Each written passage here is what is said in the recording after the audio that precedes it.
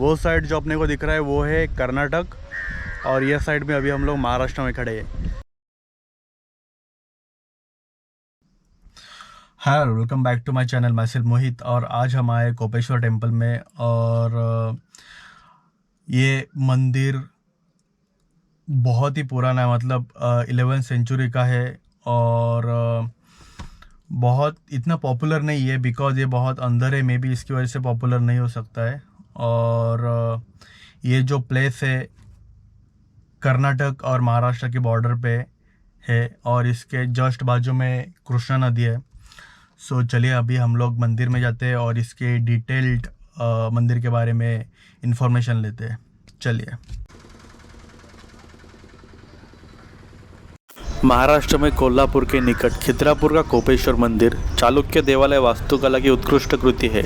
कोपेश्वर मंदिर तंजावुर के चौल मंदिर अथवा खजुराहो के चंदेल मंदिर के भांति प्रसिद्ध नहीं हो पाया है। कदाचित इसका क्षेत्र में इसका वास्तुकला की एक ही मंदिर होना इसका प्रमुख कारण हो सकता है।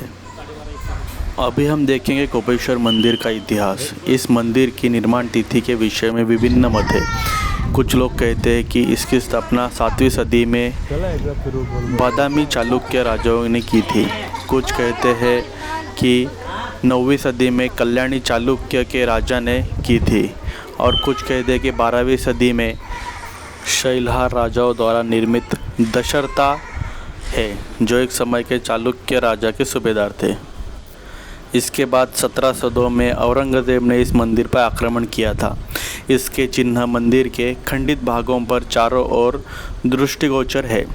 अधिकतर प्रतिमाओं के मुख एवं हाथ भंगित थे तथा अस्त्र शस्त्र भी खंडित है। उसी प्रकार मंदिर जिस मंच पर खड़ा है उस मंच को आधार देते हुए कई हाथियों के सूंड भी छिन्न भिन्न है। अभी हम देखेंगे कोपेश्वर मंदिर की कथा। ऐसा कहा जाता है कि प्रत्येक कविदंती किसी न किसी प्रकार से देवी सती द्वारा दक्ष के यज्ञ कुंड में प्राण देने की कथा से आरंभ होती है। कोपेश्वर महादेव इसी मूल कथा के एक क्षण को स्मरण कराता है। सती द्वारा दक्ष के यज्ञ कुंड में प्राण देने के पश्चात भगवान शिव के क्रोध की सीमा नहीं थी। वे सती के पार्थिव देह को उठाए क्रोध में तांडव नृत्य करने लगे थे। चारों ओर हाहाकार मच गया था। तब भगवान विष्णु को उनका क्रोध शांत करने के लिए आना पड़ा। यह मंदिर इसी क्षण का प्रतीक है, मानो इस मंदिर में वह क्षण सदैव के लिए थम गया हो। क्रोधित अर्थात कुपित शिव मंदिर को कोपेश्वर कहा गया है। इसी कारण मंदिर में 2 लिंग है। एक लिंग भगवान शिव का तथा दूसरा लिंग उनके क्रोध शांत करते हुए विष्णु का रूप है। नंदी जो प्रत्येक शिव मंदिर का एक अभिन्न अंग है, इस मंदिर में वह अनुपस्थित है। यह बिना कारण नहीं है। जिस समय यह घटना घटित है, नंदी सती के साथ उनके पिता दक्ष के निवास स्थान पर गए थे, इसलिए वे यहाँ उपस्थित नहीं है। ऐसी मान्यता है कि दक्ष का निवास स्थान हरिद्वार के कनखल में था, किंतु महाराष्ट्र के निवासियों का मानना है कि वह कृष्णा नदी के कुछ किलोमीटर दूर यदूर गांव में था। इस गांव में वीरभद्र मंदिर के भीतर स्थित नंदी इस कोपेश्वर मंदिर की ओर देखते हुए प्रतीत होते हैं।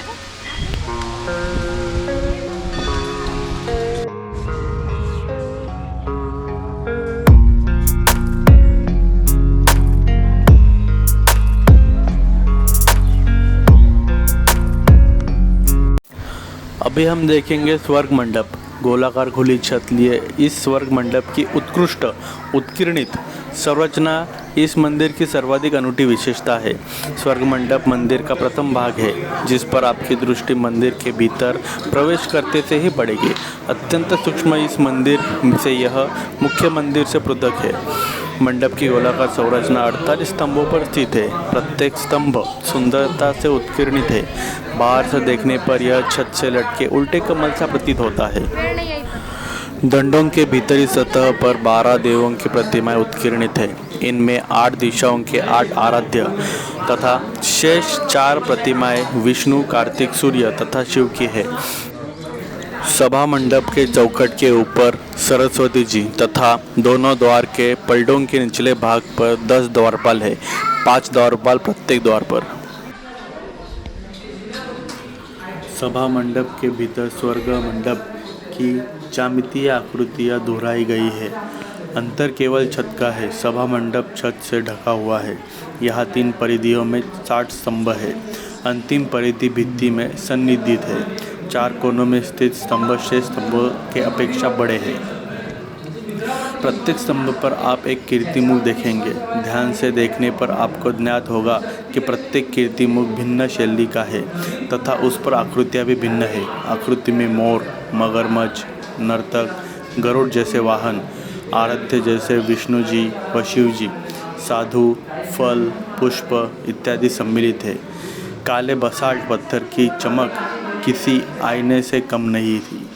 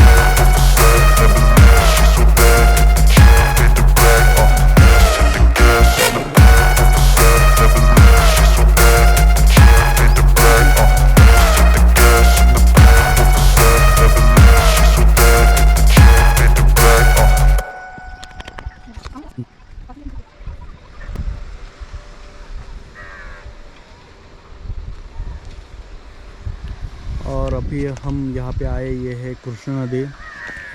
और इस नदी के वो साइड जो अपने को दिख रहा है वो है कर्नाटक, और यह साइड में अभी हम लोग महाराष्ट्र में खड़े हैं।